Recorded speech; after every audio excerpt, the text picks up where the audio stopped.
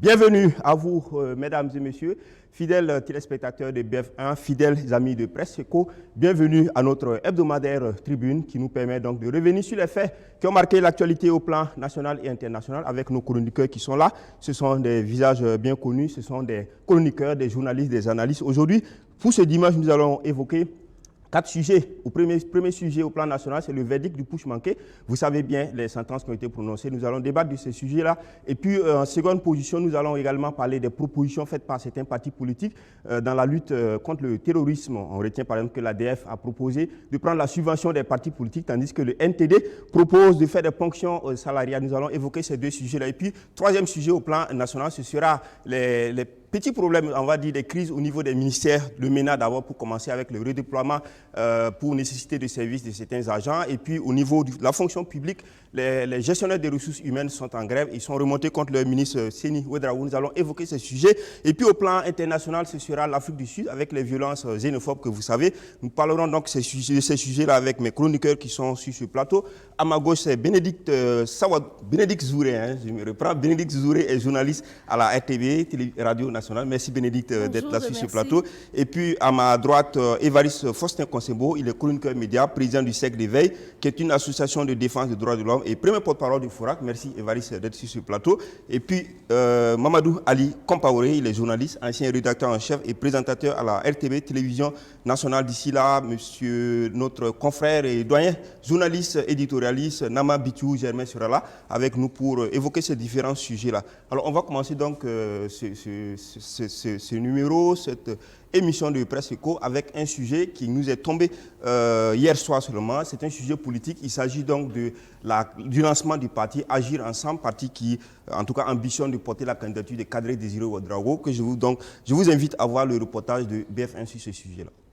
Bien, vous verrez. Ainsi répondait Kadri Désiré Ouedraogo à la question de savoir sous quelle bannière politique il se présenterait à l'élection présidentielle en 2020. C'était le 1er septembre dernier au cours d'un rassemblement dans la commune de Pabré pour expliquer son engagement politique. Aujourd'hui, les choses se précisent. Voici le cadre politique qui portera Kado au pouvoir en 2020. Et pour le premier vice-président du mouvement Agir Ensemble, 3 raisons justifient le choix de la personne de Kadeo. La première raison, l'homme depuis longtemps a dit il s'engage pour le rassemblement, l'union, la cohésion, le raffermissement, l'entente entre tous les fils du Burkina Faso. Très important.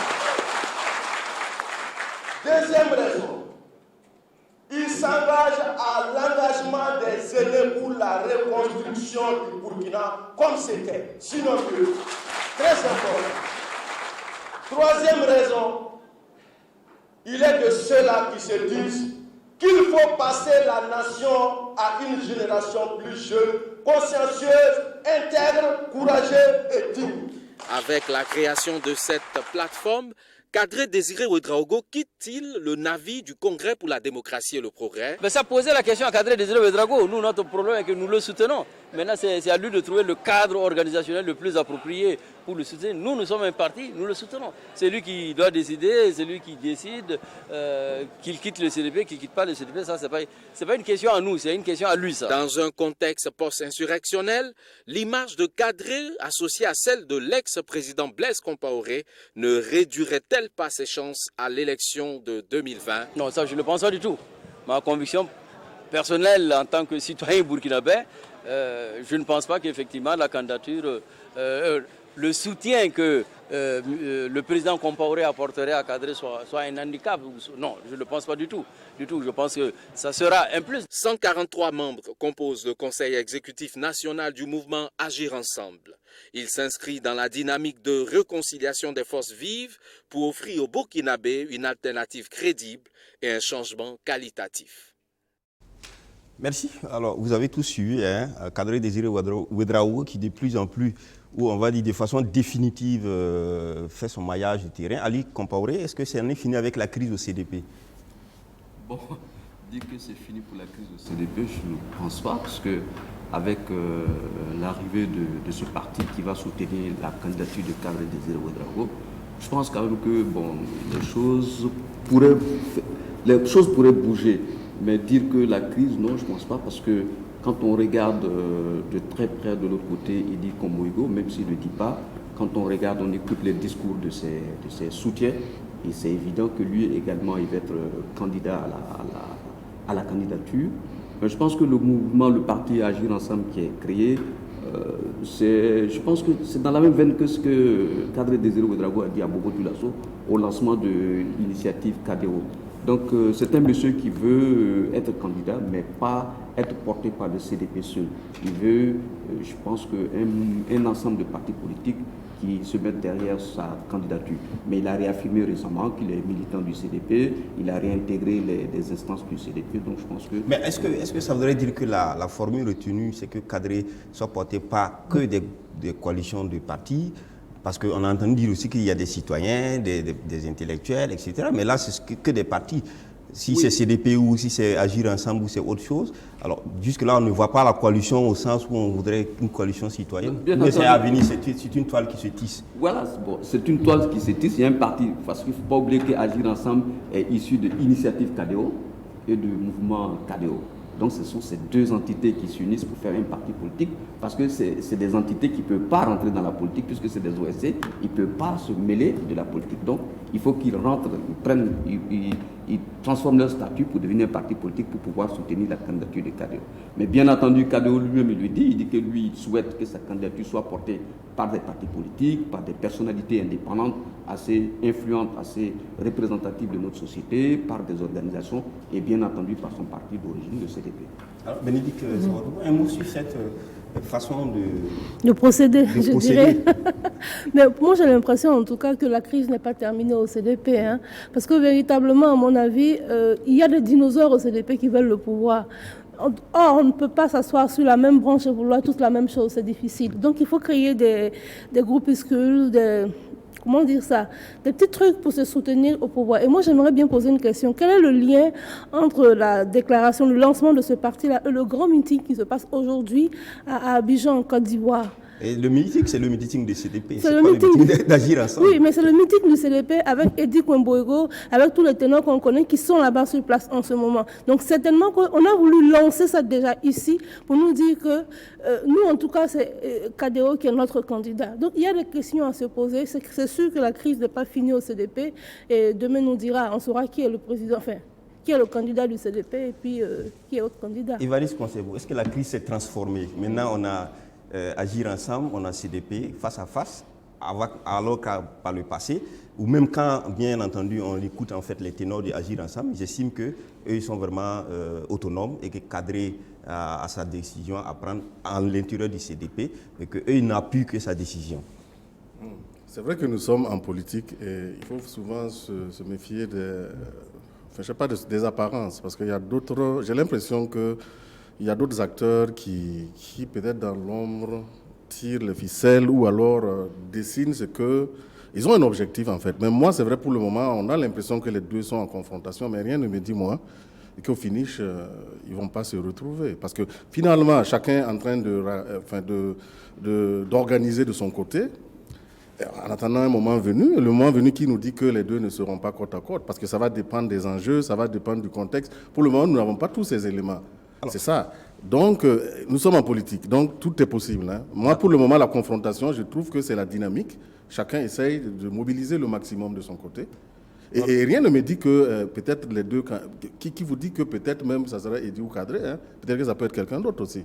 Non, mais est-ce que si on essaie de regarder un peu la carte politique, ou alors on essaie de regarder en fait comment les choses se passent, est-ce que l'opposition est en train réellement de s'organiser, parce qu'on a, hormis l'UPC et d'autres partis qui sont déjà anciens de l'opposition, on a par exemple Agir Ensemble, on a le MPS Prozida qui est créé, on a le CDP aussi, donc on pourrait avoir par exemple KDO, Eddy Kwemboïgo, etc. au niveau du MPS, Zida, etc. Est-ce que ça ne voudrait pas dire que l'opposition est en train réellement de s'organiser, de prendre une certaine... Au niveau du MPS Zida, je ne crois pas à une candidature Zida. Parce que vous savez très bien que si normalement les choses se déroulent bien et que nous arrivions en 2020 à organiser des élections, moi je ne crois pas du tout à une candidature Zida.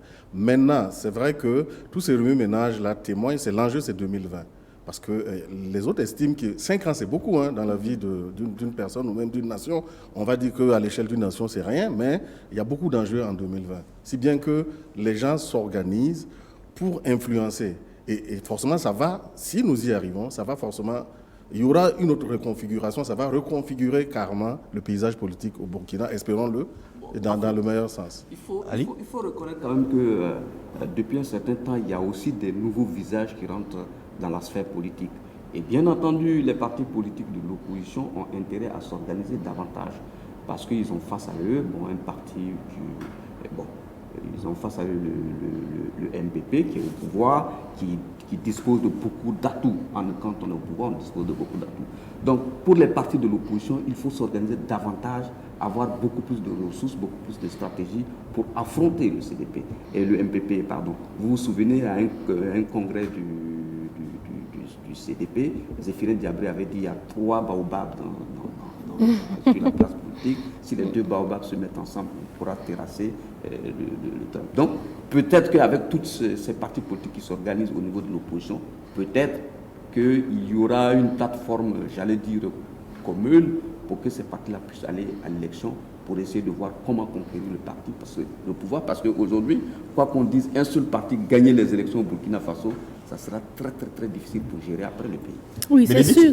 2020, très, très porté. 2020 assez difficile, proche, mais un peu plus concentré, parce que quand on voit un peu les visas, professeur Loada, Isaac Zida, tout le monde est rentré dans le jeu. Ça ne va pas être simple pour le MPP apparemment. Non, ça ne va pas être simple parce qu'il y a beaucoup le contexte est beaucoup plus large. Ce n'est pas que politique. Pour le MPP, ce ne sera pas simple. Mais en même temps, il faut reconnaître qu'au niveau de l'opposition, ça va beaucoup s'effriter. Parce que l'opposition n'est pas aussi unie qu'on le pense. À l'opposition, les gens ne sont pas unis. Ils se démarquent. Quand vous voyez le CDP par rapport à l'UPC, il y a une démarcation. Quand vous voyez par exemple la NAFA, il y a une démarcation. Il y a des actions qui font que les gens se démarquent un peu, ne se suivent pas totalement. Donc l'opposition n'est pas aussi solide, n'est pas aussi condensée que ça. On donne l'impression que, il y a des choses à faire, mais ça ne va pas à l'opposition. Et c'est sûr que ça va jouer sur 2020. D'accord. Je suis d'accord avec ce que Bénédicte dit, sauf que c'est des étapes. À cette étape-là, chacun lutte pour sa chapelle. C'est ça. Mais maintenant, une autre étape, et vous allez voir que cette union-là va se faire d'emblée, en fait. Une union des raisons. Certainement. Merci à vous. On passe au second sujet. Le procès Push, vous avez donc suivi très bien les sentences qui ont été prononcées. On ne va pas les répéter, mais ce qu'on sait, c'est que le principal accusé, donc le général Diendéré, a pris 20 ans d'emprisonnement. Le général Bassolé a pris 10 ans d'emprisonnement. Ceux qui ont été jugés par contumace ont pris 30 ans d'emprisonnement. Alors, vous avez vu, il y a eu 2 acquittements, dont le bâtonnier Mamadou Traoré qui a été donc acquitté. Pour le reste, il y a eu, pour la partie des personnalités civiles, il y a eu des peines assorties de sursis, Léonce Koné, Herman Diamero, etc. Alors, on va donc essayer de voir l'analyse de ce procès qui est fini. Donc, on a les sentences. Alors, on entend dire que c'était un procès historique. Alors, le procès est fini. Est-ce qu'il garde toute son historicité? Quand on interroge un peu tous les débats qu'il y a eu, qui sont des débats de fond quand même, si on prend la procédure, on prend les principes de l'état de droit, du procès équitable, est-ce qu'aujourd'hui, vous pouvez dire que ce procès-là a été un procès qui remplit les conditions d'un procès dans l'état de droit? Je peux citer quelques éléments. Le juge a été recusé. Il n'a jamais voulu partir. Le statut de la juridiction a été compromis par une décision du Conseil constitutionnel qui ne l'a pas reconnu, qui a traité d'une juridiction spéciale, donc exceptionnelle. Alors, la question de la preuve est ressortie. On n'a pas vu l'administration des preuves concrètes dans ce procès, qui est un procès pourtant pénal. Alors, Bénédicte, je reviens à ma question. Bien, moi, d'abord, je tiens à féliciter tous les acteurs qui ont participé à ce procès-là, parce que 30 ans en arrière, ce ne serait pas comme ça. Les gens n'ont pas eu la même chance. 30 ans en arrière, le procès a duré 5 heures, les gens sont passés au poteau. Donc, véritablement, aujourd'hui, on peut dire que c'est une victoire pour l'état de droit. C'est une victoire pour l'état de droit, parce que le procès a duré 18 mois. On a écouté toutes les parties, on a fait des synthèses, on a fait des recoupements, et puis on a eu un verdict.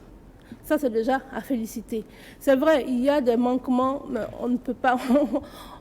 Ça fait partie de la vie. Certains sont déçus du verdict. Ça, c'est vrai. On trouve que la peine est un peu trop faible pour certaines personnes. On a acquitté d'autres. Ça, c'est leur point de vue. On ne peut pas revenir là-dessus. On ne peut pas faire autrement. Mais en tout cas, moi, j'estime que la justice a grandi un peu.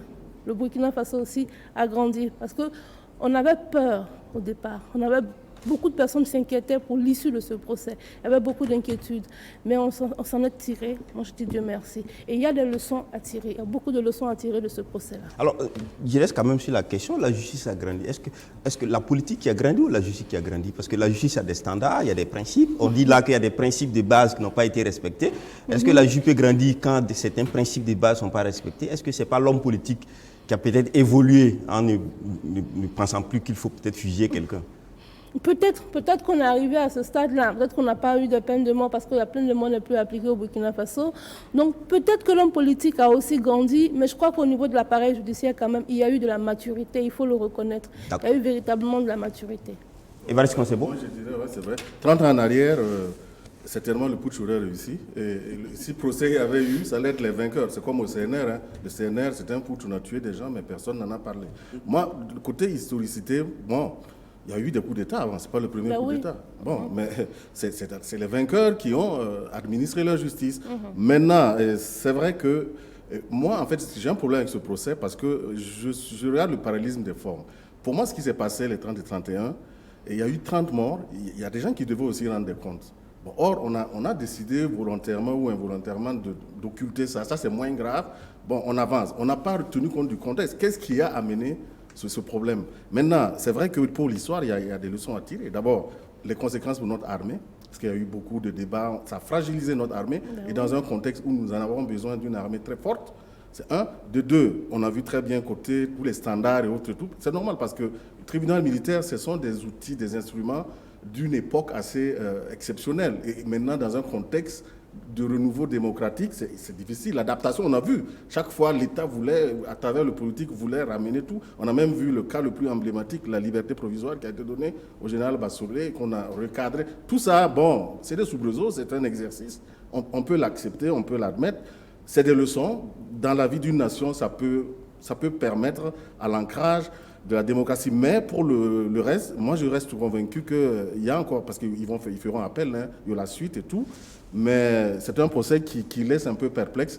Et j'ai l'impression que c'est la justice des vainqueurs. Alors, voilà. je prends un élément presque qui est quand même, on a dit que c'est un procès politique et beaucoup ont dit, oui, c'est un procès politique. Voilà, il est politique, mais quand même, il est administré par des spécialistes, par des personnes qui sont professionnels du droit, de la justice. Quand, par exemple, la question de la récusation du juge est intervenue, parce que le juge a instruit le dossier et donc il est clair qu'on n'instruit pas, selon bien sûr les techniciens, on n'instruit pas et par la suite on ne juge pas ce qu'on a instruit. Ensuite, la preuve, quand on dit assassinat et jusqu'alors on n'a pas, par exemple, une preuve matérielle, aucune étude balistique n'a démontré que telle balle est venue de tel corps, etc. Ça aussi, ça pose quand même des problèmes de justice dans le fond. Tout le problème de ce procès est là. Parce que vous savez, on n'a pas déroulé tout ce qui s'est passé comme difficulté, comme contradiction flagrante et visible. Mais c'est vrai que si on veut vraiment être très rigoureux, parce qu'on sait bien que nous sommes au pénal et quand on accuse, les preuves doivent être apportées de façon irréfutable et non contestée. Or là, par exemple, pour le général Guinguéré, on l'accuse de meurtre. Bon, on va vous dire, dites qui l'a tué.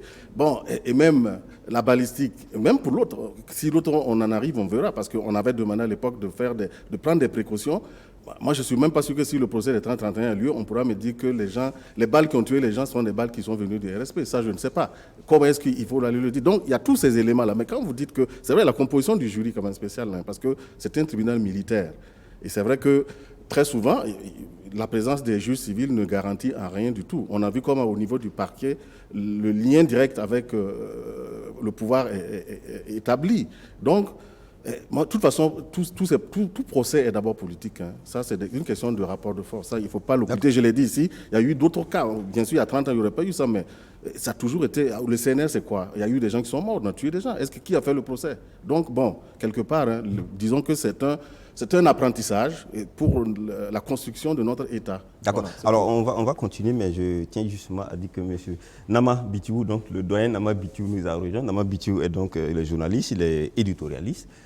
On dira ancien directeur de publication de l'événement ou parce que Nama a passé la main? Administrateur principal. Administrateur principal, d'accord. Merci d'être sur ce plateau avec nous. Alors, Ali, on continue sur ce sujet-là. Procès équitable, procès non équitable. Bon, procès équitable, procès non équitable, je ne saurais pas exactement ce qu'il dit, mais seulement c'est un procès qui nous laisse encore sur des questionnements, parce qu'il y a beaucoup de choses qu'on n'a pas pu vérifier, notamment quand on parle des histoires de meurtre. On sait aujourd'hui que dans une justice moderne, quand on parle de meurtre, on doit pouvoir faire des autopsies pour savoir qui a tué, où est-ce qu'il a tué, quelle arme et tout ça. Ça, on ne le sait pas. Pourtant, quand on accuse quelqu'un de meurtre et puis ensuite on n'arrive pas à dire exactement tout ça. Donc il y a beaucoup de questionnements qui se passent autour qui découlent de ce procès. Mais il s'est tenu, il y a des verdicts qui ont été donnés. Dans l'ensemble, de façon globale, les juges n'ont pas suivi ce qui a été demandé parce qu'il y a des prisons à vie, ils ont ramené à 20 ans pour certains, 10 ans et tout, il y a même des acquittements. Donc on peut se satisfaire de ça, de cette forme-là, pour dire que c'est assez historique dans notre pays, mais il reste tout de même que c'est un procès qui mérite encore beaucoup, qui pose encore beaucoup de questions à tout le monde et qu'on a besoin de fouiller davantage pour comprendre un certain nombre de choses. Et ça, je pense qu'avec le temps, il va falloir revisiter tout ce procès et comprendre tout ce qui s'est passé autour de ça. Ben, je profite de ce procès pour apporter mon salut confraternel à Damis Adama Ouedraogo. S'il nous suit ce matin, beaucoup de courage à lui et on ne l'oublie pas. Merci. Nama, on est sur donc, le procès du push manqué de 2015. Alors le verdict a été donné, on connaît les sentences, etc. Mais on questionne aujourd'hui le procès lui-même.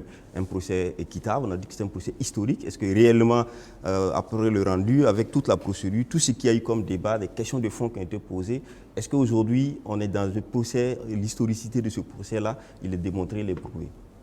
Mais moi, je pense que le procès est effectivement historique parce qu'il n'est pas historique par rapport au procès du monde.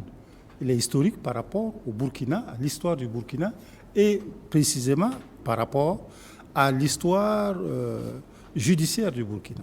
En cela, je pense que le procès est historique parce qu'un procès de cette dimension est inconnu au Burkina Faso. Ça, c'est un. Et vous avez vu 84 personnes, 2 généraux.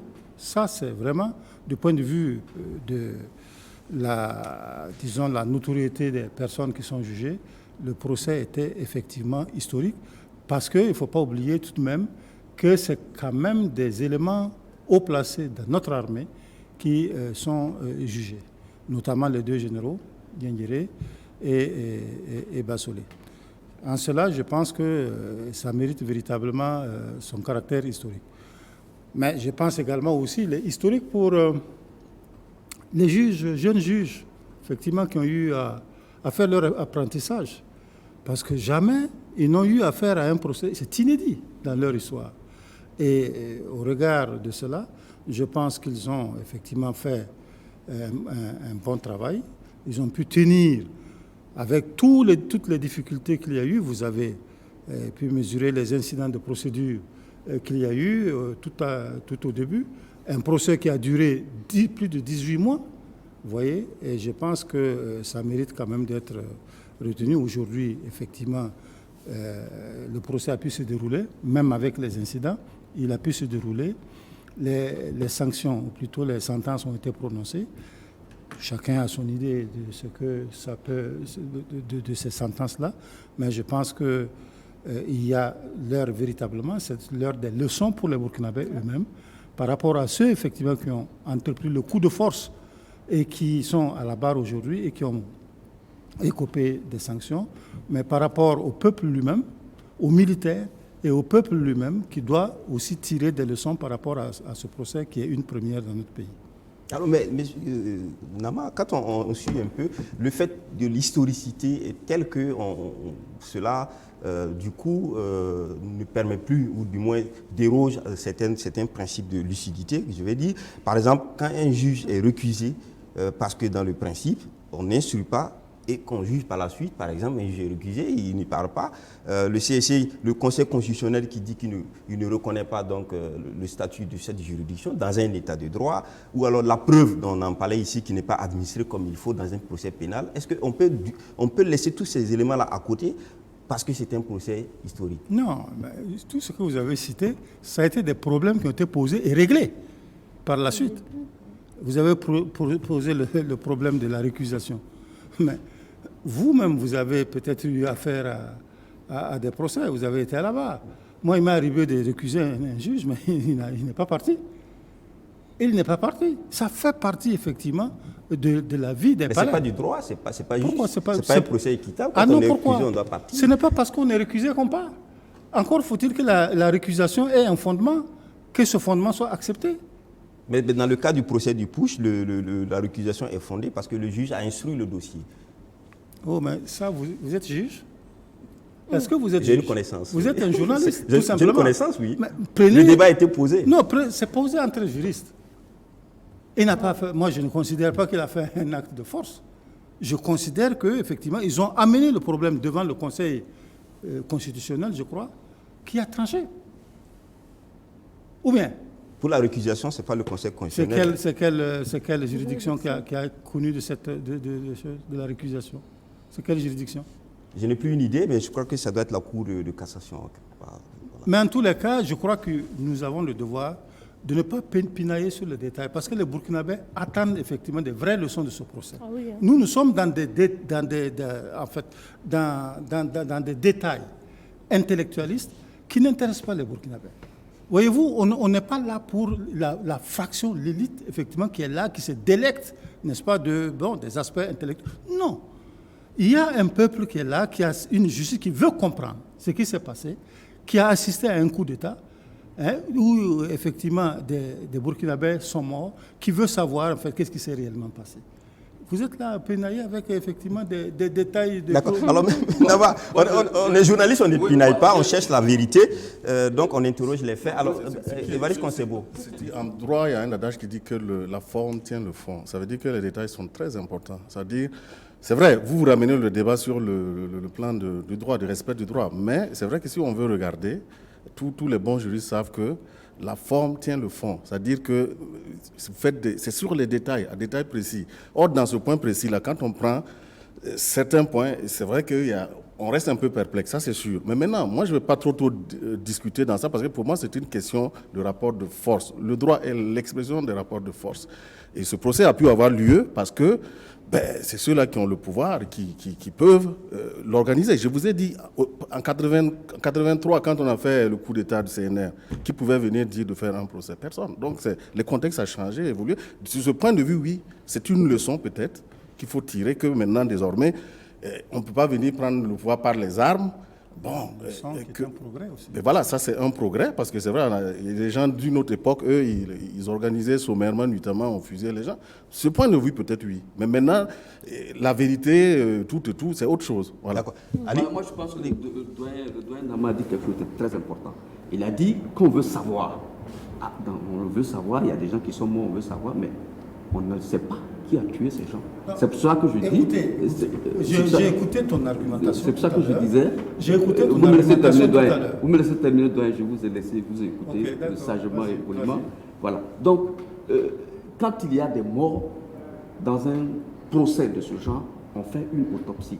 Il y a la police scientifique qui se déporte sur les lieux pour savoir tel cadavre a été retrouvé sur tel lieu, voilà, ceci, cela. Ça manquait à ce procès. Donc, il y a un certain nombre de questionnements. C'est pour ça que je dis, ce procès a eu lieu, il s'est tenu, malgré tout, il a eu lieu, mais ce procès nous pose encore un certain nombre de questionnements et il va falloir peaufiner, travailler davantage pour qu'il y ait des procès beaucoup plus accomplis que ce que nous venons de voir. Mais la question qui se pose, c'est de savoir si, justement, le coup d'État a des responsables, oui ou non, qui a entraîné des morts. Est-ce qu'il y a des responsables à ça? Est-ce qu'il y a des gens, effectivement, qui ont décidé d'arrêter le processus démocratique et qui ont envoyé des soldats dans la rue, qui ont tiré et il y a eu mort d'homme? Oui, mais Nama, est-ce qu'on est là dans un procès pénal où on dit que les détails sont plus importants? Alors, quelqu'un est mort d'une balle, on ne sait pas, aucune analyse balistique ne dit que telle balle est issue de telle arme, issue de tel corps militaire. Est-ce que dans un procès pénal, on peut utiliser cette déduction ou Vous prenez le problème en général. Quand vous prenez les soldats un à un, par rapport aux accusations qui sont faites, il faut interroger justement les accusations qui sont faites au cas par cas. C'est comme ça qu'il faut poser le problème. Il ne faut pas poser le problème globalement. Par rapport aux différentes inculpations, est-ce qu'effectivement vous avez quelque chose à dire par rapport à tel ou tel soldat? Et qu'est-ce que lui-même il dit par rapport aux accusations qui sont faites contre lui, qui sont portées contre lui? Quand on a écouté les soldats, aucun n'a dit j'ai tiré, j'ai tué. Ah non, donc mais, comment on fait alors? Mais tu ne verras jamais ça. Oui. Tu ne verras jamais ça. Et il ne va pas s'accuser lui-même. Il laisse effectivement aux autres de prouver qu'il a tiré. Oui. Mais est-ce que la preuve peut être donnée par affirmation? Je ne suis pas sûre que la... On va évoluer. Oui, je ne suis pas sûre que la preuve puisse être donnée par affirmation simplement. Mais pour moi, en tout cas, il ne faut pas, comme Doyen disait, il ne faut pas s'arrêter sur les détails. Le procès est terminé, il faut tirer les grandes leçons pour ce pays-là. Pour moi, la première leçon qu'on peut tirer, c'est qu'on ne peut plus prendre le pouvoir par les armes. Il faut passer forcément par les urnes. Ça, c'est important à noter. Et ensuite, le procès s'est tenu. Il y a eu de l'investigation, il y a eu pas mal de choses qui ont été faites. On a eu un verdict. Bon, on accepte. Et on avance. Ceux qui ne sont pas d'accord font appel et puis on avance. Il ne faut pas qu'on reste assis, c'est toujours la même chose. Les gens ont le droit d'interjecter appel, qu'ils le fassent. Et puis aussi, l'autre enseignement qu'on peut retenir, c'est qu'il y aurait un grand chamboulement dans l'armée burkinabé. Parce qu'on a vu des gens qui sont venus, à la limite, on a l'impression qu'ils sont venus, des responsables de l'armée, qui sont venus s'arrêter mentir devant des petits soldats.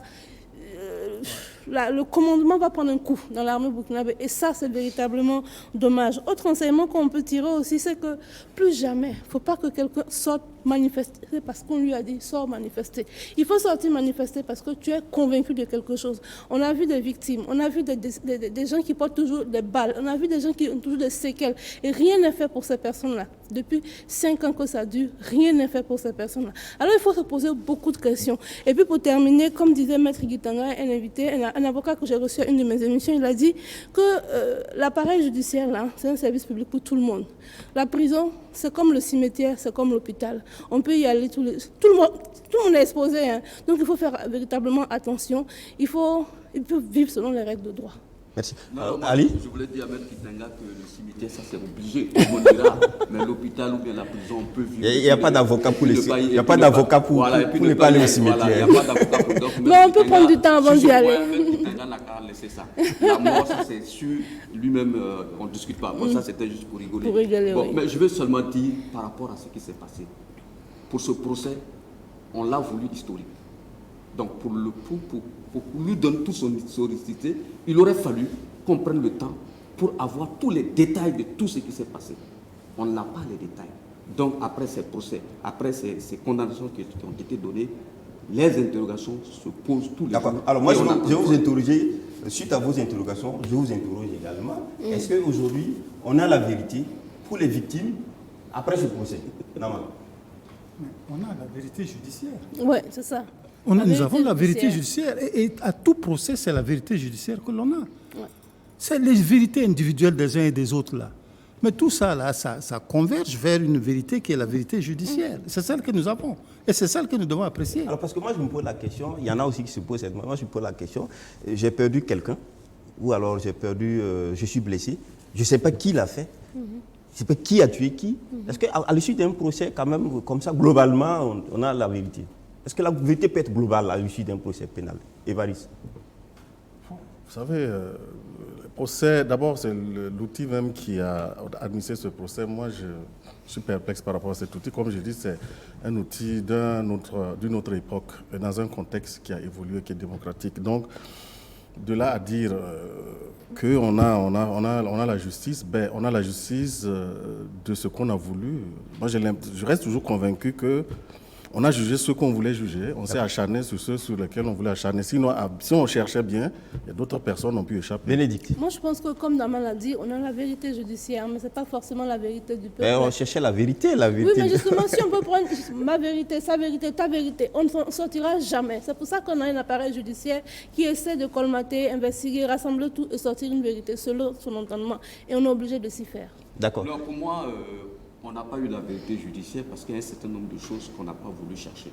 Si on avait cherché, on aurait eu cette vérité judiciaire et ceux qui ont pâti de ce coup d'État, notamment ceux qui ont perdu des parents, ceux qui sont morts, ceux qui ont perdu des victimes de ce coup d'État-là, auraient été beaucoup plus en phase avec ce qui est. Malheureusement, on a fait une justice qui est là, qu'il faut prendre sans doute pour faire avancer les choses, mais c'est un procès qui pose encore plus de questions qu'il n'en a résolu. Merci. Ali, on va terminer cette fois-ci sur un autre volet qui est lié à ce procès, qui est peut-être une des conséquences dans l'évolution donc, de la réception, de l'accueil, de tout ce qui a été fait.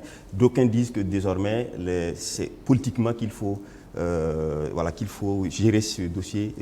La justice a fait sa part, la justice a condamné, le processus peut continuer en appel, etc. Mais le politique a un rôle à jouer. On pensait déjà que le chef de l'État peut déjà actionner un levier, un mécanisme que la Constitution lui permet, par exemple le droit de grâce. Oui, pourquoi pas. C'est possible, mais c'est trop tôt. À mon avis, c'est véritablement trop tôt. Les cœurs sont encore meurtris, les cœurs sont encore tristes. On ne peut pas parler de droit de grâce aujourd'hui. Pour moi, il serait peut-être intéressant que le politique s'intéresse un peu aux victimes. Il faut penser à penser ces plaies-là. Il faut penser à indemniser. C'est vrai que pour quelqu'un qui est décédé, l'argent ne le ramènera pas cette personne-là, mais il faut soulager ceux qui sont là. Mais quand le général Diendéré a 20 ans, il faut combien de temps pour penser à ça? Je ne sais pas, mais en tout cas... Dans 2 ans, 3 ans, 5 ans? Je ne peux pas le dire, mais aujourd'hui, ce n'est pas le bon moment. D'accord. Alors, Évariste? Non, qu'est-ce que vous dites qu'il faut forcément passer à l'étape? Non, de toute façon, il faut que la procédure aille jusqu'à terme, parce qu'il y a des appels.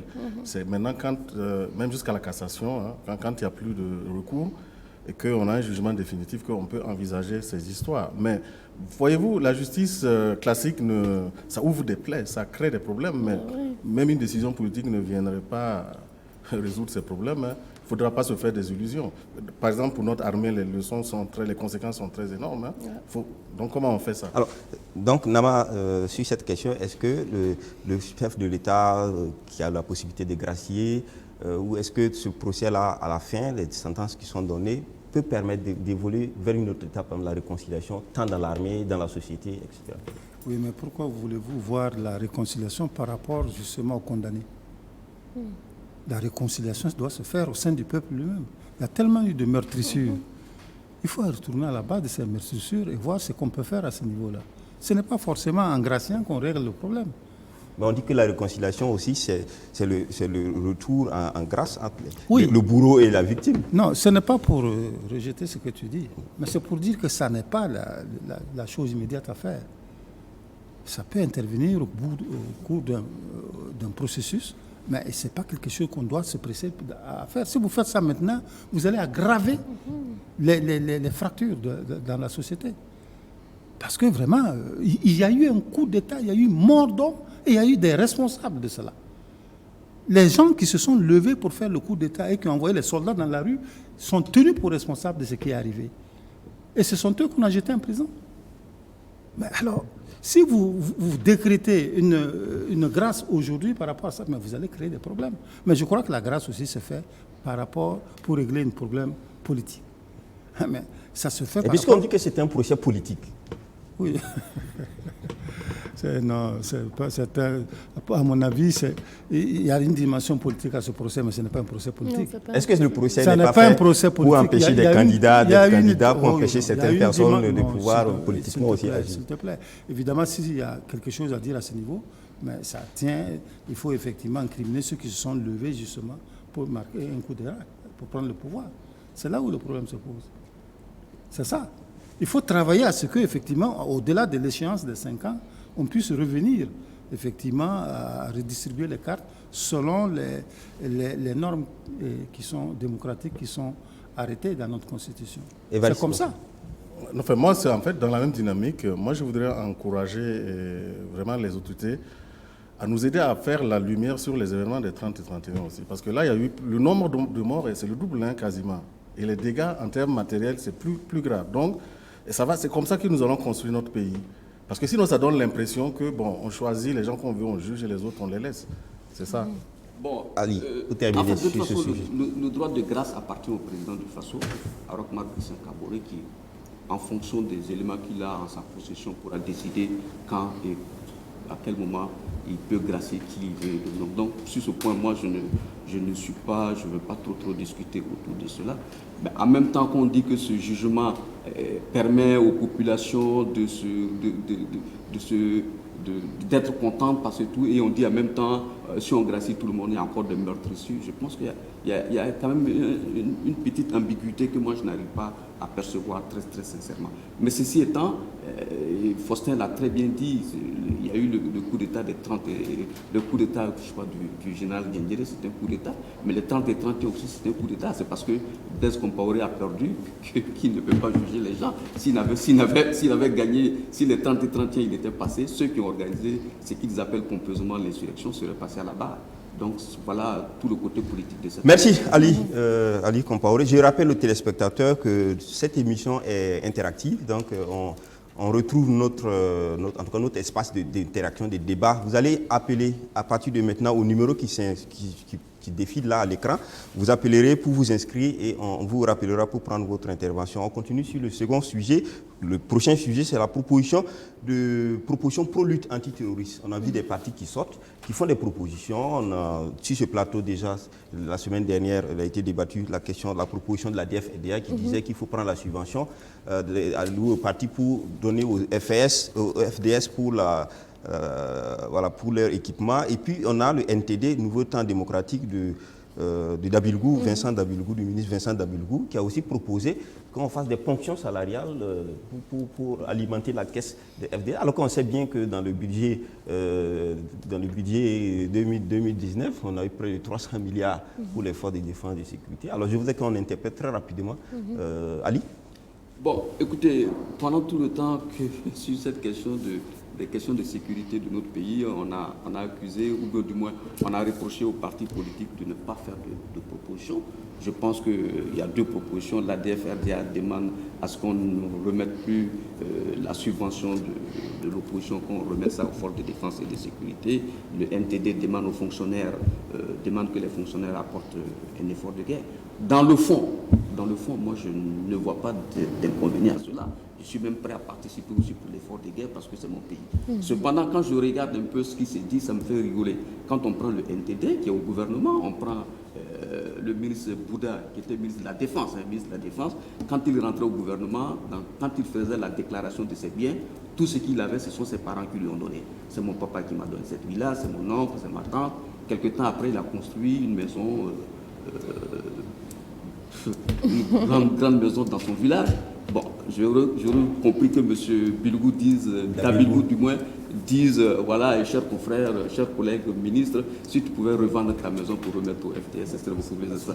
Bon, mais voilà, il ne l'a pas fait, il demande aux fonctionnaires. Bon, mais ceci étant, moi, la proposition de participer à l'effort de guerre, il n'y a pas de souci, mais je trouve que les propositions qui sont données sont des propositions assez fortes et ça donne pas... Évariste Conservo, quand on regarde ces propositions, est-ce qu'on pense peut-être que les partis politiques caressent le gouvernement? Est-ce qu'il n'y a pas de mieux à proposer? Est-ce qu'il n'y a pas des choses qu'il faut dire concernant cette lutte antiterroriste? Caresser le gouvernement, c'est trop gentil ça. Moi, je sais même pas. En fait, ils sont en manque d'inspiration.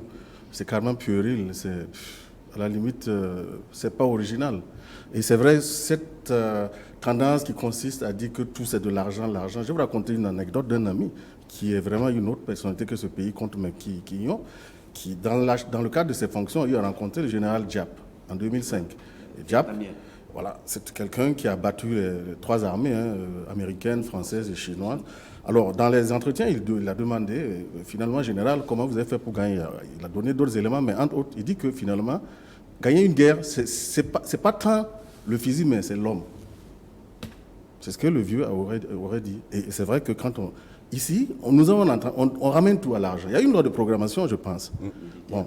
Et est-ce qu'on se soucie de comment est-ce que l'argent qui va dans Ibriga, moi je sais, pour une fois on ne dira pas que c'est moi qui ai inventé. Monsieur Ibriga qui, au parfum de certaines choses, est sorti récemment. Le contrôleur général. Voilà, le contrôleur général est sorti pour se plaindre de ce que il y a des problèmes de transparence et de bonne utilisation de l'argent. Veillons d'abord à ce que nous avons soit bien utilisé avant. Mais ça n'intéresse pas les politiques. Parce que pour eux, quand on dit créer des impôts, des taxes, ça va dans leur caisse. Pourquoi? Il y a des caisses noires là. Pourquoi est-ce qu'on ne peut pas supprimer ces caisses noires? Oui. Bénédicte. Bien, moi je comprends parfaitement l'idée de la DFRDA, supprimer la subvention qu'on donne aux partis politiques là pour remettre à l'armée. Mais bon, c'est pas assez original comme idée. 500 millions de francs qu'on donne aux partis, je crois que c'est 500 millions cette année, non, c'est pas assez original pour moi. Et quand le NTD dit qu'il faut fonctionner un peu chez les fonctionnaires, au Burkina, on a un peu plus de 17 millions quand même de personnes. Les fonctionnaires ne dépassent pas 250 000 personnes. Donc la balance n'est pas assez équitable quand même. Tous les Burkinabés doivent contribuer à l'effort de guerre. Et comme mais quand le NTD dit, il pense plutôt que l'argent, les salaires sont payés par l'État et que l'État aurait pu donc garder, faire des retenues à la source, c'est plus facile de faire que de demander à la ménagère ou au cultivateur de venir donner de l'argent. Ah, parce que vous pensez qu'ils ne dépensent pas de l'argent, ces gens-là? Ils en dépensent. Il y a les canaux de dépenses d'argent. Donc quand même, on peut toujours trouver de l'argent si on le veut. Et puis quand même, le NTD, il n'y a pas longtemps, a fait une cérémonie pour remettre 1 million. Les femmes ont remis 1 million pour soutenir les FDS. Quand même, si vous voyez la cérémonie, je suis sûre qu'elle a coûté au moins 500 000 francs. La presse qu'on a invité, les bâches, les chaises, les trucs. Je trouve que c'est assez ironique, quoi. On veut se faire voir. Moi, à mon avis, les gens veulent se faire voir, c'est tout. Il n'y a rien de plus. Nama, nous, on est journalistes, on a aussi nos informations. Est-ce qu'il n'y a pas mieux à faire pour des partis politiques d'interroger, par exemple, le gouvernement, d'interroger les structures qui gèrent l'armée sur comment les fonds sont utilisés? Est-ce que les soldats sont bien équipés? Est-ce que les soldats ont les indemnités? Est-ce que tout ça, pourquoi on ne parle pas de ces choses et on fait des propositions du genre, oui, voilà, il faut cotiser pour donner au FDS? Est-ce que c'est réaliste tout ça? Vous savez, je valide à 100% ce que tu viens de dire, c'est-à-dire les éléments, les interrogations et tout. On aurait pu effectivement intégrer cette dimension. De même que ce que Conseil a dit tout à l'heure, c'est effectivement juste. Mais il ne faudrait pas rejeter les propositions qui sont faites. C'est-à-dire, moi je pense qu'il faut interroger la pertinence même des propositions qui sont faites, à les prendre de manière interne. Quelle est la pertinence de ces propositions? Je me dis, mais vous faites partie d'une entité. Quand vous faites votre proposition, est-ce que vous êtes concerté au niveau de votre entité? Parce que pour que ça soit efficace, il faut bien que vous vous entendiez au niveau, par exemple, le NTD, puisque vous en parlez, est de la majorité présidentielle. Est-ce que tous les partis, quelle est la position de tous les partis? De la PMP? Voilà, de la majorité présidentielle par rapport à ces différentes propositions. Parce qu'au lieu que chacun vienne avec sa proposition de manière éparse, mettez-vous ensemble, faites des propositions. La même chose pour la DFRDA. J'ai trouvé séduisant ces propositions, mais la démarche, comme dit loufoque, en quelque sorte. La DF qui est au CFOP. Oui, voilà. Ça. Il faut quand même vous entendre. D'abord, ça ressemble un peu à du matu-vu. Chacun veut se faire voir en damant le pion à l'eau. Vous voyez? C'est l'impression que ça donne. S'ils s'étaient concertés à l'avance et se sont mis ensemble pour venir avec des propositions, là, on les aurait beaucoup plus pris au sérieux. Il reste que, effectivement, ces propositions doivent s'asseoir sur, effectivement, un certain nombre de propositions, soit de mesures de contrôle par rapport, comme il le dit, à l'application de la loi de programmation militaire, avec dans sa dimension financière, comment tout ça s'est fait. Et également aussi, aller au plus près du soldat. Comment est-ce que, effectivement, cet argent parvient aux soldats? Quelle est la vie du soldat? Je crois qu'il y a beaucoup de choses à faire pour que, effectivement, pour que les propositions soient cohérentes.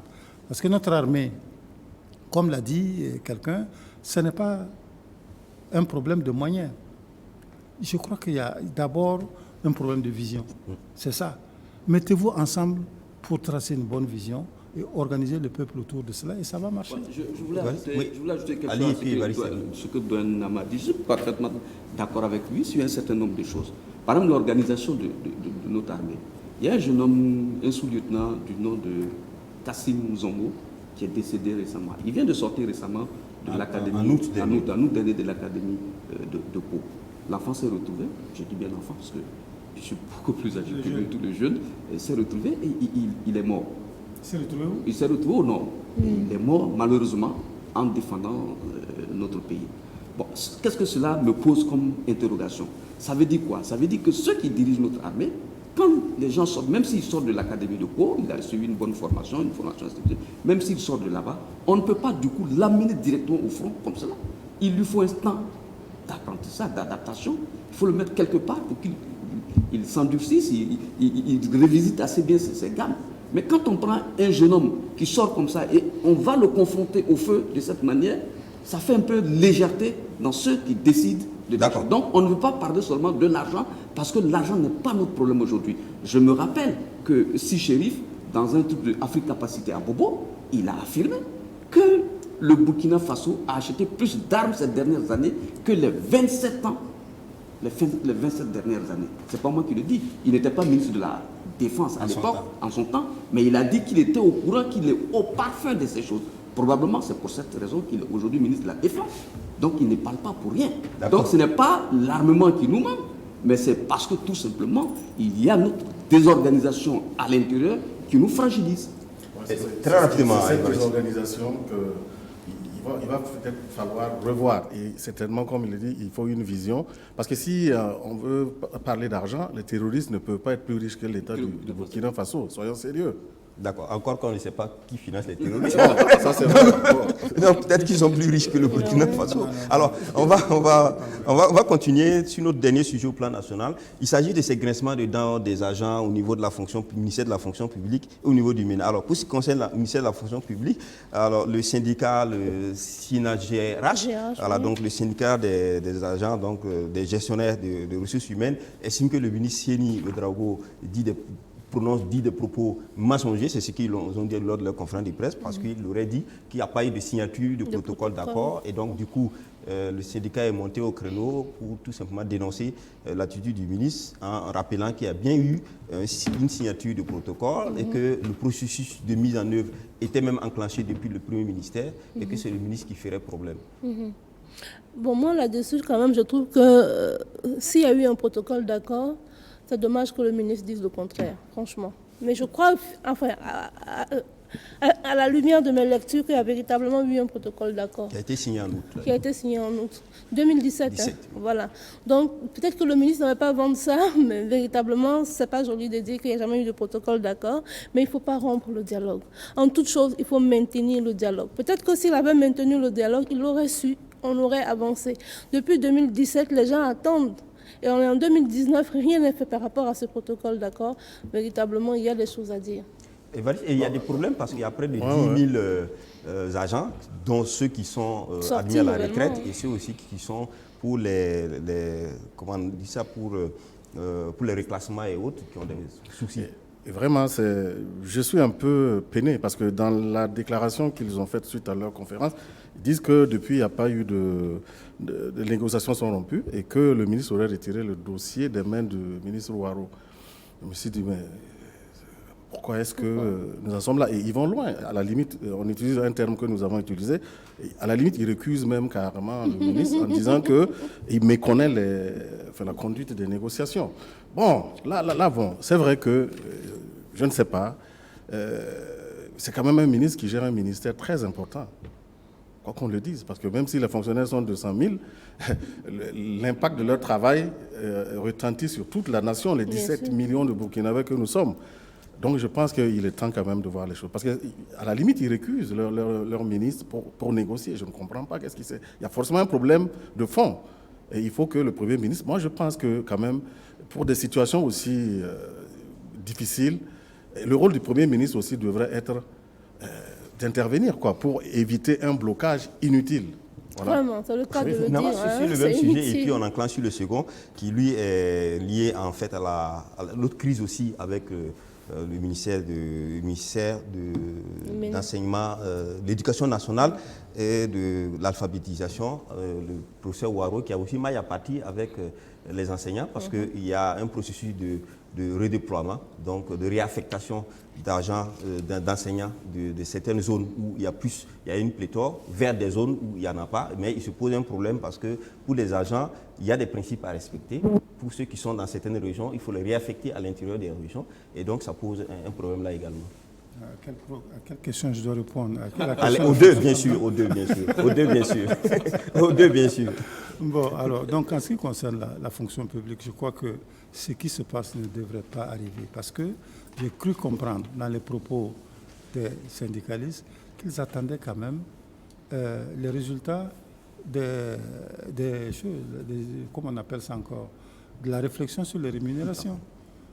Parce qu'ils ont retenu leurs revendications pendant longtemps, espérant que ça allait trouver une solution, puisqu'on a annoncé une refonte générale au niveau de la fonction publique.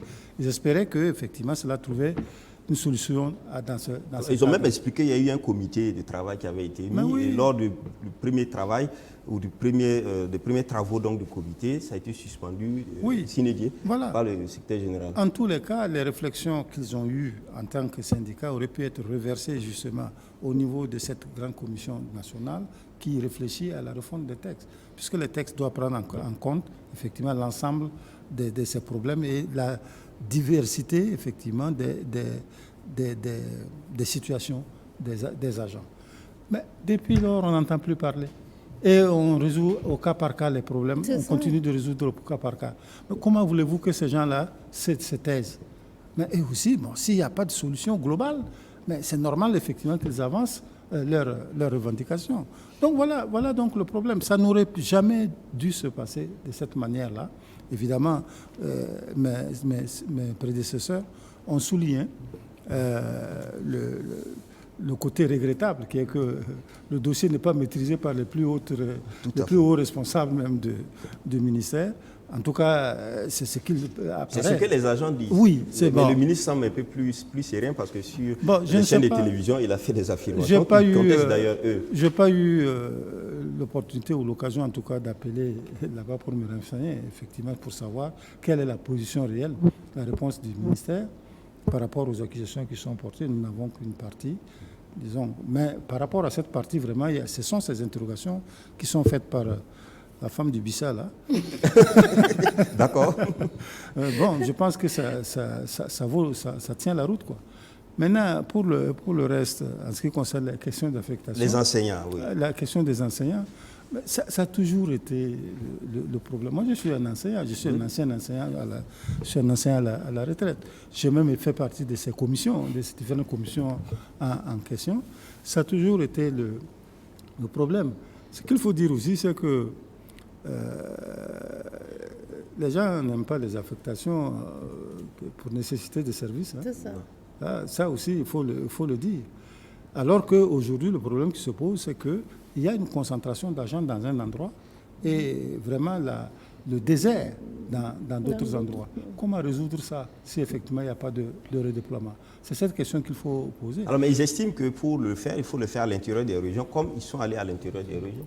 Oui, mais bon... Les agents estiment qu'il ne faut pas aller au-delà des régions. Mais pourquoi ce sont les agents qui doivent dire ça? Voilà, ils sont des employés. C'est ça. Mais c'est vraiment un problème. Si l'État estime qu'il peut quitter les frontières des régions pour régler un problème national, c'est l'État qui juge. Il faut donner quand même au moins cette prérogative à l'État de pouvoir gérer les problèmes en fonction des difficultés qui se posent à lui. Alors, sur cette question, Évariste? Non, mais franchement, sur cette question... Et puis on revient là pour terminer. De toute façon, il y a un enseignant émérite ici qui a posé le problème de fond, c'est qu'il y a un désert. Et comme le ministre l'a dit, on a un excédent quelque part et un désert quelque part. Donc, ils ont même pris l'exemple en disant que par exemple, dans certaines zones où il y a des professeurs qui sont affectés à faire que 2 heures, alors que la norme, c'est 22 heures par semaine. Bon, vous voyez, il y a un problème qui est là. Mais seulement, en fait, j'ai l'impression qu'ils se jettent la balle parce qu'il y a des critères, en fait. Parce qu'ils ont contesté les chiffres du ministre qui aboutit à un excédent dans le primaire de 18 000 enseignants. Oui. Bon, maintenant, je me dis, est-ce qu'il n'y a pas un processus pour peut-être élaborer ces statistiques-là ensemble pour éviter les... Parce que le Burkina, quand même, ce qu'on oublie, c'est un pays de tradition où on associe les syndicats. Ça, il faut le dire. C'est difficile de diriger ce pays sans associer... les syndicats, ils estiment qu'ils ne sont pas associés à tout ça. Voilà, on a même vu une circulaire du ministre. On a même vu une circulaire du ministre qui, à la limite, intime l'ordre aux gens de rejoindre ou d'être tout simplement sanctionnés. Ali ? Moi, je pense qu'il y a certainement un problème. Il y a des endroits de notre pays où il n'y a pas d'enseignants et il y a des endroits où il y a une pléthore d'enseignants. Pour prendre un exemple précis, Ouagadougou, il y a une pléthore d'enseignants. Et quelque part ailleurs, dans le nord, pareil. Dans mon village là-bas, au Sahel aujourd'hui, qui se trouve dans une situation difficile. Maintenant, ce qu'on peut reprocher aux uns aux autres, et notamment au gouvernement, parce que c'est lui qui a la possibilité de régler, qui a les moyens de faire bouger les choses, je pense qu'il y a un excès de volontarisme à l'intérieur de ce gouvernement. Et puis, il n'y a pas cette capacité de négociation. Il manque cette capacité de négociation pour permettre aux uns aux autres de comprendre la situation afin de résoudre les problèmes. Et c'est pour cela que le gouvernement, et notamment les deux ministres qui sont en charge de ces questions, le ministre Ouaro et le ministre Seni, il faut qu'ils apprennent les techniques de négociation parce que, comme l'a dit Faustin, notre pays est habitué à discuter avec les syndicats et les syndicats burkinabés sont quand même parmi les meilleurs syndicalistes de ce pays. Notre pays a fourni de très grands syndicalistes et également ces gens savent très bien ce qui se passe. Donc il faut qu'on arrive et il faut que les Burkinabés dans l'ensemble apprennent à s'asseoir autour d'une table et à discuter. Tant que ce pays-là, on ne discute pas et à chaque fois, c'est le rapport de force qu'on oppose chaque fois, quand il y a une petite situation, on sera toujours dans une situation de blocage. Bénédicte. Oui, mais il ne faut pas oublier, je suis d'accord avec Ali, mais il ne faut pas oublier que le problème aussi, c'est que on ne peut pas arriver à redéployer le personnel sans créer des frustrations. C'est ça tout le vrai problème en fait. On crée des frustrations. Mais comment on gère les frustrations? Justement, je ne m'y connais pas. Est-ce qu'on ne s'entend pas sur certaines choses pour ne pas créer des frustrations? Oui, parce que c'est ça aussi le grand problème. Je ne m'y connais pas. Peut-être au niveau du recrutement, quand on dit, bon, si vous voulez passer à tel concours-là, vous serez affecté dans telle localité. Au départ, c'est clair. Parce que le problème est que quand tu regardes un peu les chiffres, c'est assez éloquent. À Ouagadougou, à Bobo Dioulasso et dans les chefs-lieux de région, on a du monde. Pendant ce temps, dans d'autres localités, dans les villages, là, il n'y a pas d'enseignants. Et quand souvent tu vas au village, tu vois les enfants là, vous n'avez pas l'école. Eh non, le maître n'est pas là. C'est dommage, quoi. Pourtant, il y a des enseignants. Pourtant, on peut enseigner. Donc, il faut revoir un peu l'organisation. C'est véritablement ça le problème. Est-ce que finalement, c'est un peu subjectif? Est-ce que finalement, ce n'est pas parce que les membres du gouvernement prennent les agents pour de gros enfants? On dit, bon, va ici et puis tu dois aller parce que c'est le gouvernement. Est-ce qu'il n'y a pas mieux, il n'y a pas une autre façon de prendre les gens? Est-ce qu'on ne discute pas parce que ce n'est pas eux qui sont allés comme ça, c'est le gouvernement dans ses règles qui a mené les gens là et qui a créé ce problème? Non, c'est parce qu'on fait beaucoup de favoritisme. On se fait beaucoup de favoritisme dans notre pays. Il y a des gens qui méritent un poste, enfin qui peuvent être sur place, on dit non, va ailleurs, ou bien on amène la femme de quelqu'un ici, ou bien l'enfant de quelqu'un, c'est ça, on se fait beaucoup de... Non, donc c'est pas la faute aux agents. Oui, quand il y a un problème, il faut donc... On se fait du favoritisme. Oui, c'est vrai qu'ils se jettent la balle, je disais, parce qu'il y a les deux mots pour en fait affecter les agents. Il y a la convenance personnelle qui est en fait réglementée, il y a un comité qui statue. Et il y a aussi l'autre voie d'autorité qui est donc la nécessité de service. Or, les gens disent que si débordent, les syndicats, eux, disent que, à leur décharge, que s'il y a des débordements, les débordements le sont du fait des affectations par nécessité de service qui sont le fait de l'autorité. C'est ça. Voilà, donc, il faut bien que les deux s'assiedent pour peut-être... Ils disent que ce n'est pas les affectations pour convenance personnelle, puisque c'est bien géré parce qu'il y a un comité. En revanche, les affectations pour...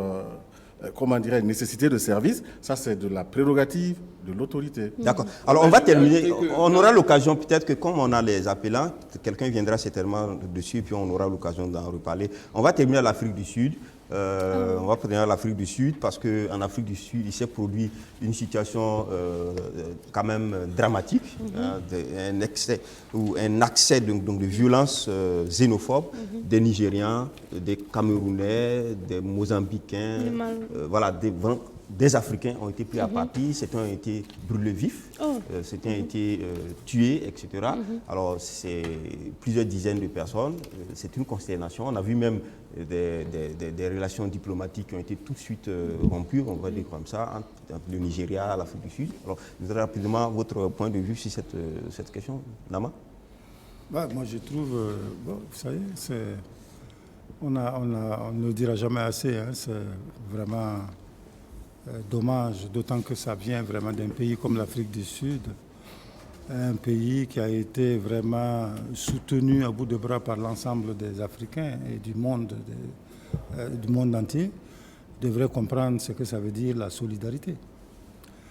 Et quand on examine aussi, en fait, les griefs qui sont portés contre les ressortissants africains là-bas, ils disent qu'ils viennent prendre leur boulot.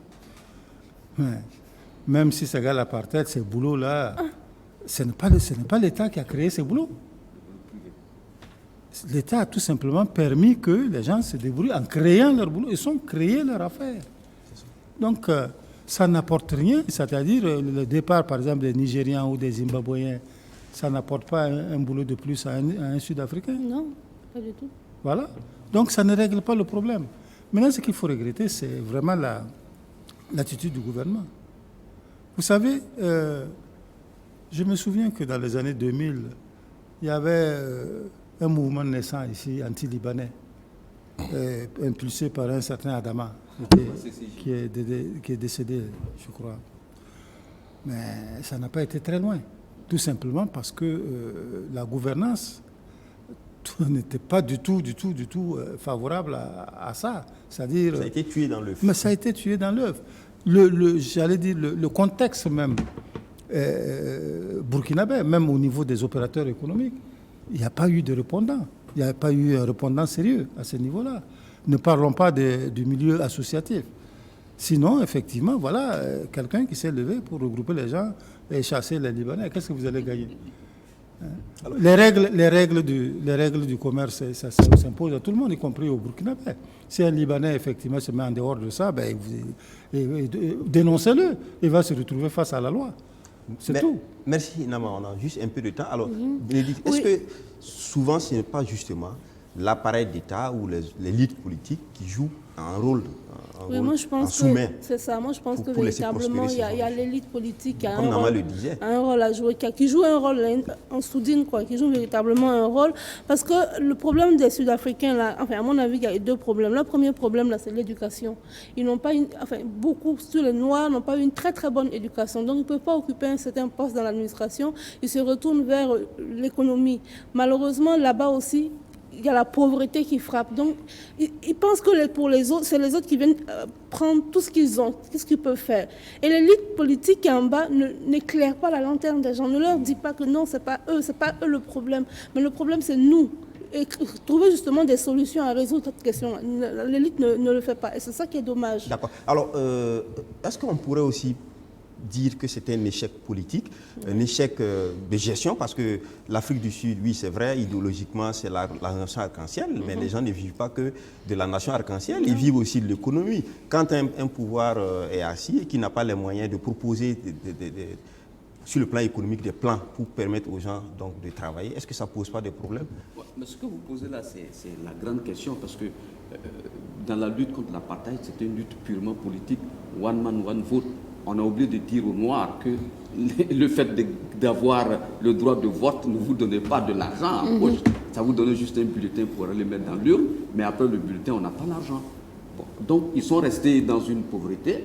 Et vous savez très bien, quand quelqu'un se déplace dans un autre pays, il se développe. Il se met dans une situation qui lui permet de travailler. Alors que le national se dit, je suis chez moi, tout m'appartient, ils sont là en train de tourner. Donc le Nigérian qui développe ses petites affaires, que ce soit légal ou illégal, il développe en tout cas ses affaires. Le Zimbabwéen va développer ses affaires, le Sénégalais va développer ses affaires. Donc le petit Sud-Africain qui est à côté, qui regarde, il se dit, bon, je ne peux pas attaquer le blanc parce que le blanc est bien protégé. Mais ces entreprises-là, ce sont des entreprises privées, comme l'a dit. Merci, Ali. Donc ils ne sont pas éduqués à travailler pour avoir de l'argent. Ils ont acquis un droit politique, mais le droit économique, ils ne l'ont pas. Merci, donc ils Ali. en veulent aux autres Africains qui sont comme ça. Alors, Évariste, nous on l'a vu, le Burkina l'a connu, en Côte d'Ivoire, où il y a eu des problèmes du genre. Ces genres de violences sont toujours inspirés des situations économiques des gens.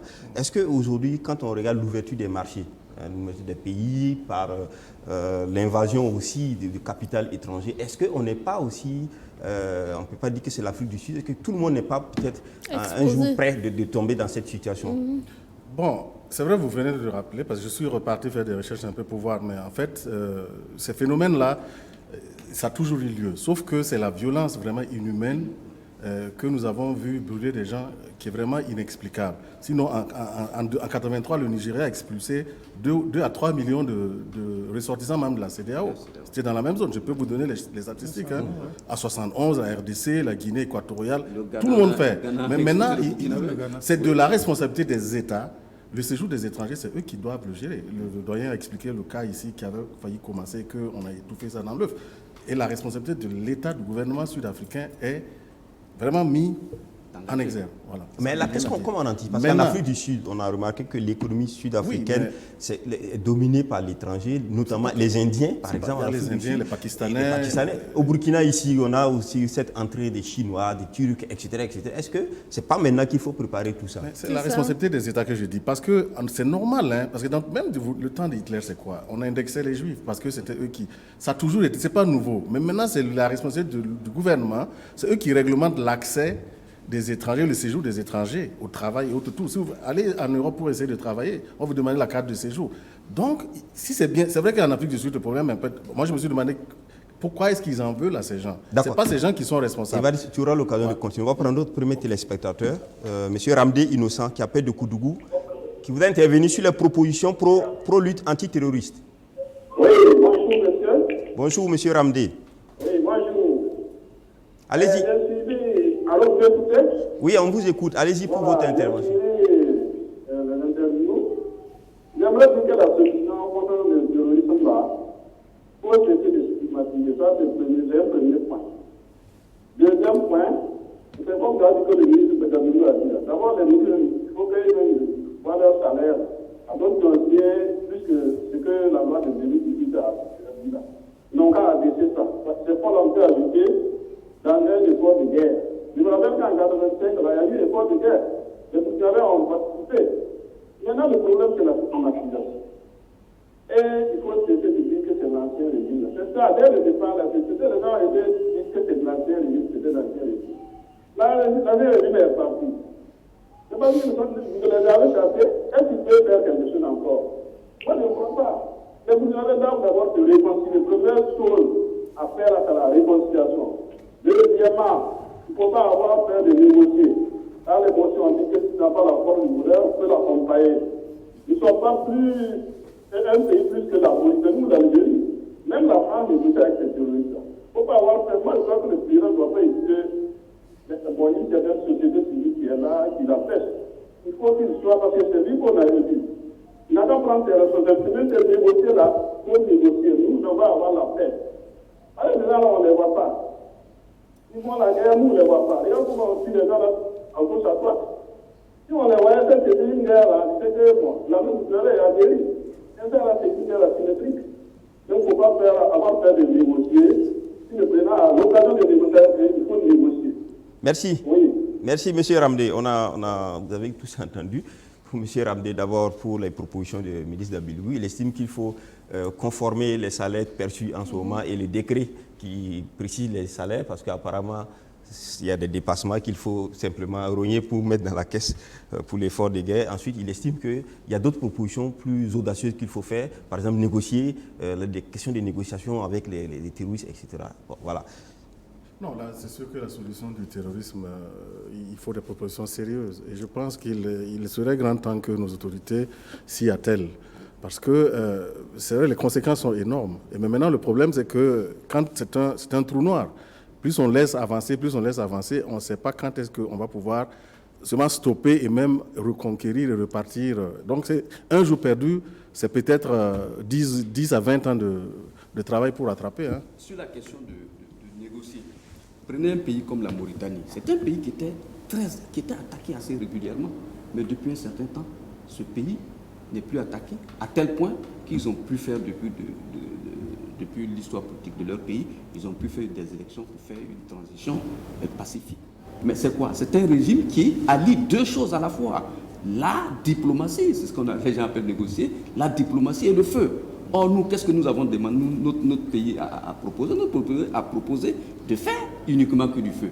Or, en optant que pour cette seule alternative, alors qu'on n'a pas les moyens de faire cela, c'est assez compliqué. Et puis, il faut comprendre aussi que depuis un certain temps, les gens oublient. J'avais déjà dit sur ce plateau ici que de faire très attention parce qu'en déstabilisant le pays, pour prendre le pouvoir, déstabiliser même le système de renseignement et tout, on allait être confronté plus tard. Parce que pour remettre en place un bon système de renseignement, il faut au minimum 10 ans de temps. Merci Ali. On ne peut pas courir. On va prendre notre second. On ne peut pas courir et puis se gratter les fesses à même temps. D'accord. On va prendre notre second téléspectateur, M.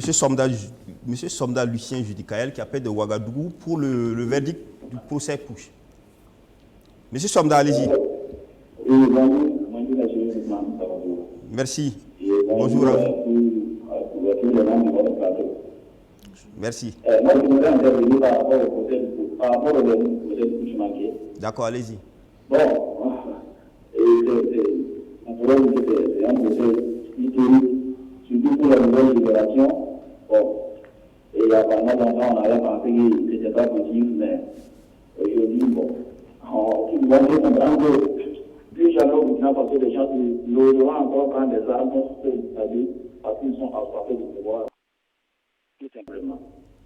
Moi, ce que je voudrais dire, c'est vrai que le verdict est tombé. Bon, chacun de nous peut avoir des opinions divergentes, mais dans toute chose, il y a toujours un combattement. Il y a toujours un combattement, et il y a des gens qui s'attendent à ce qu'on. D'autres mettent des dossiers de couches manquées au 31 octobre et à tout ça là. Bon, je comprends parfaitement, mais je dis qu'il y a toujours un combattement, et le combattement, il est là. Et le procès de Boucher a été jugé, le verdict est tombé, chacun peut avoir son appréciation, mais c'était sûr, et justice a été rempli, même si, à quelque part, les gens sont toujours contestés. D'accord, merci. Alors, oui, on vous a compris, M. Julien. Monsieur Lucien, pardon, Monsieur Lucien Somda, on a saisi votre idée. C'est fait, c'est un début pour la nouvelle génération, il faut s'en tenir. On vous a merci d'avoir appelé. Évariste? Non, je parlais sur le cas... Tout à fait. On parlait sur la sécurité ou bien sur le cas sud-africain. Non, sud-africain, tu peux... Non, sud-africain, si je peux continuer. Non, c'est pour dire qu'en fait, c'est la prérogative de tous les États d'organiser l'accès à l'emploi et au séjour des étrangers. Maintenant, c'est vrai que pour le cas en fait, des Sud-Africains, les leaders ont failli. Parce que moi, j'ai regardé un peu le livre de Mandela, Un long chemin vers la liberté, et celui même de Winnie Mandela, et Part of My Soul. Mais ils ont beaucoup mis en exergue, en évidence, un nationalisme, une conscience nationale. Alors, le côté panafricain, bon, ça fait que le Sud-Africain, qui est même sur le continent africain, ne se voit même pas un lien avec un Nigérien ou bien un Nigérien. Ça, c'est un problème. Bon, et comme le doyen l'a dit, c'est vrai que Dieu seul sait que l'Afrique tout entière était derrière eux. Bon, mais c'est ça aussi, il appartient aux élites d'inculquer des valeurs aux citoyens, au peuple, pour que eux, ça a manqué, parce qu'ils ne s'en sont pas pris aux Pakistanais, Indiens, même l'économie qui est dans...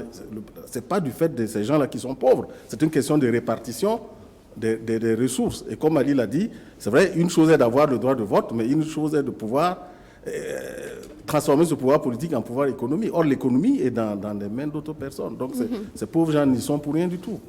Un bémol à chaque chose, parce que pour les hommes politiques sud-africains, j'ai vu sur les réseaux sociaux, bon, la crédibilité de ce passage a pu être discutée, mais j'ai vu Julius Malema, un des leaders de la jeunesse sud-africaine, qui a sorti un truc assez intéressant, qui dit, mais il disait à ses compatriotes sud-africains, mais vous pourrez tuer tous les Africains qui sont là, vous pourrez les chasser, mais votre situation économique ne changera pas. Ah ben oui. Parce que l'économie privée, parce que comme l'a dit le doyen, il parle de l'économie privée. Or, l'économie privée en Afrique du Sud ou partout ailleurs dans les pays africains, c'est tenu par qui? C'est des Indiens, c'est des Chinois, c'est des Libanais, et ceux-là, ils prennent le moins 10 ans.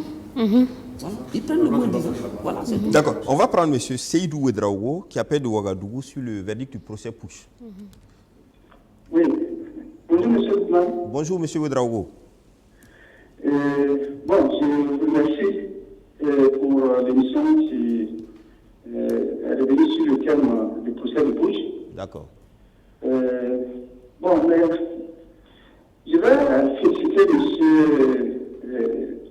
M. Nama, qui vraiment, en tout cas, intervenu de telle manière, parce que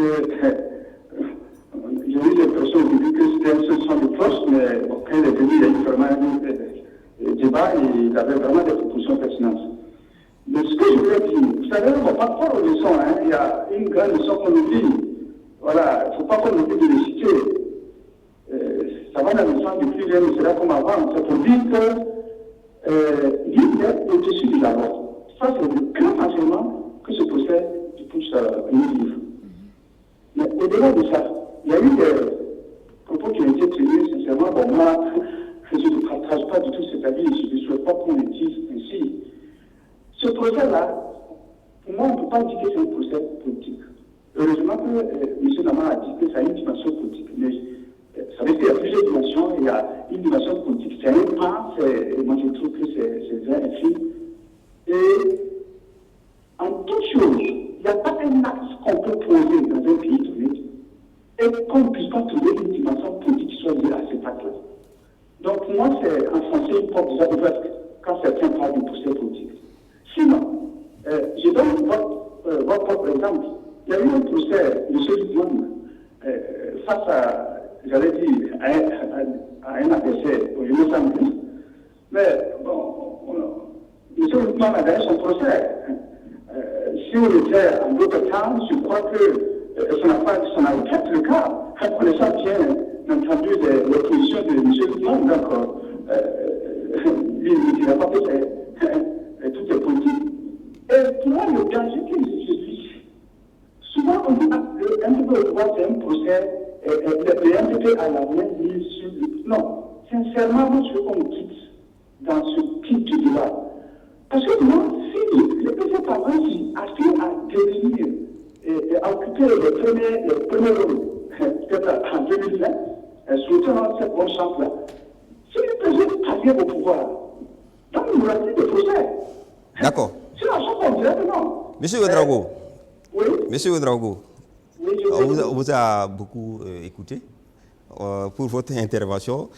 On retient la première leçon que nul n'est au-dessus de la loi. En tout cas, on va vous remercier. Et vous dire également qu'ici, c'est pour ne pas avoir un son de cloche qu'on invite tout le monde. Donc, M. Nama est là justement pour ne pas qu'il y ait, vous ayez les sentiments qu'il y ait un son de cloche unique. Voilà, merci. Parce qu'on est au thème de l'émission, il y a au moins 4 appelants encore qui vont venir, donc on est obligé d'interrompre ici. Merci d'avoir appelé. Non, en fait, bon, c'est pour dire, moi je le félicite de dire que nul n'est au-dessus de la loi, mais moi je pense aussi que nul ne devrait être en dessous de la loi. C'est ça tout le débat. Est-ce que tout a été équitable ou pas? Mais maintenant, c'est vrai, les gens ne comprennent pas quand on dit que c'est un peu politique. C'est par rapport à la nature même du tribunal. Parce qu'on a des éléments qui montrent que quand même, bon, il y a eu quand même des recadrages, des revirements, des retournements. Ça, c'est des faits. Et tout le monde sait que le parquet est attaché au ministère de la Défense, lequel ministère de la Défense. Toute la hiérarchie, c'est en fonction de tous ces éléments-là qu'on dit qu'on pouvait faire mieux. Voilà, sinon on n'avance pas des propos pour avancer des propos. D'accord. Monsieur Nama, Monsieur Seydou Ouedraogo estime que vous avez fait une très bonne prestation par rapport à cette question. Quelle question? Non, mais le procès push. Voilà. Ben, tant mieux si j'ai fait une bonne prestation. Qui l'a plu, je suis sûr que ça n'a pas plu à certains aussi. Oui, c'est le débat contradictoire. Voilà, c'est le débat contradictoire. Absolument. Donc, c'est ce point de vue. D'accord, mais j'aimerais quand même qu'on dise quelque chose sur les propositions antiterroristes. Quelqu'un a parlé de négociations. Oui, alors justement, il y a effectivement ce problème qui a été posé. Je crois que Ali. Oh, excuse-moi, Ali. Chaque fois, je dis Koulibaly. Je ne sais pas pourquoi, parce que tu es clair. Alors, donc, Ali a bien posé le problème. Il y a le feu, et puis il y a aussi la diplomatie. C'est ça. Mais il faut dire aussi que le feu, ce n'est pas n'importe quel feu. Il faut absolument que effectivement, ça émane d'un groupe bien organisé. Je crois que la Mauritanie, c'est ça. La Mauritanie a une armée. Ce que nous avons de la peine effectivement à organiser. Notre armée est encore dans le désordre et elle se cherche. Donc c'est le problème. Et quand nous aurons effectivement cette armée-là, nous pourrons effectivement produire des résultats comme... Voilà. Mais je suis d'accord aussi que le côté diplomatique, là, il faut... On peut l'utiliser également. On va prendre M. Ouedraogo de Kaya, qui, lui, s'intéresse à la question de la crise à la fonction publique. M. Ouedraogo, vous avez 30 secondes, vraiment, allez de façon précise et exacte sur votre question. Ok. Bonjour, M. Loukman. Bonjour à vous, là, M. Ouedraogo. Juste, moi, je dis que la plupart de nos problèmes on trouve mal la solution parce qu'on épaule mal. Je voulais juste ajouter ce que, comme et Pascal m'avait dit, moi je voulais évoquer au niveau de l'éducation, des problèmes au niveau de l'éducation. Vous savez que les mots qui nous animent aujourd'hui, et si nous voulons vraiment la solution pour moi, il faut vraiment revoir l'éducation. Parce que l'éducation aujourd'hui au Burkina Faso, c'est des secteurs où vraiment on a mis ça au derrière. Je prends un exemple, la majorité par exemple des enseignants aujourd'hui dans des situations administratives, c'est déjà jusqu'en 2015, 4 ans comme ça. Ce que je l'ai dit concrètement, parce que ce qui me concerne même, ma dernière situation, j'ai par exemple un avancement de 2017, 0. On parle de bonification, je ne parle même pas de ça parce que ça c'est ce qu'on veut m'ajouter. On parle, il y a aussi un avancement de 2019, nous sommes en 2019. En fait, actuellement, la majorité des enseignants aujourd'hui sont dans cette situation. Et on dit il y a des problèmes par-ci, il y a des problèmes. Ça veut dire qu'on ne prend pas soin vraiment de l'éducation. Pourtant, tous nos problèmes aujourd'hui, moi je trouve, à mon humble avis, qu'il faut trouver la solution. Il faut repartir, mettre l'accent sur l'éducation. Il faut vraiment mettre les moyens, il faut vraiment valoriser l'éducation d'une manière objective. Merci, merci, M. Ouedraogo. Merci, M. Ouedraogo. On est au terme de cette émission. Donc, je voudrais remercier tous ceux qui nous ont suivis, qui nous ont pris en marche. Remercier le Conseil supérieur de la communication qui nous permet donc de reprendre notre émission interactive. Merci à vous donc là-bas. Et puis merci également à tous ceux qui ont continué donc de rester attachés à Presse Eco. Moi j'étais en vacances. Je remercie tous ceux de Sassandra, de San Pedro qui m'ont fait un bel accueil. Et puis merci à ceux aussi qui ont ici suppléé à mon absence. Dakpa Hervé, le jeune Dakpa Hervé qui a fait une très bonne prestation, et puis au Red Chef Aubin Guébré pour l'émission de la semaine passée. À vous aussi, je dis merci. J'étais donc avec Bénédicte Zouré. Bénédicte Zouré est journaliste à la RTB Radio Nationale. Merci Bénédicte d'être passé sur ce plateau. Et Nama Bitiou Germain, il est journaliste éditorialiste. Il est maintenant j'ai oublié un peu l'ancien directeur de l'administration générale. Voilà, il faut que je m'en fasse. Voilà, d'accord, merci. Et puis, Évariste Faustin Concebo, chroniqueur média, président du cercle d'éveil, association de défense des droits de l'homme, premier porte-parole du forum, qui est le forum alternatif des citoyens. Et enfin, Mamadou Ali Compaoré, journaliste, ancien rédacteur en chef et présentateur à la RTB Télévision Nationale. On se donne rendez-vous la semaine prochaine pour un nouveau numéro de Presse Eco, si Dieu le veut.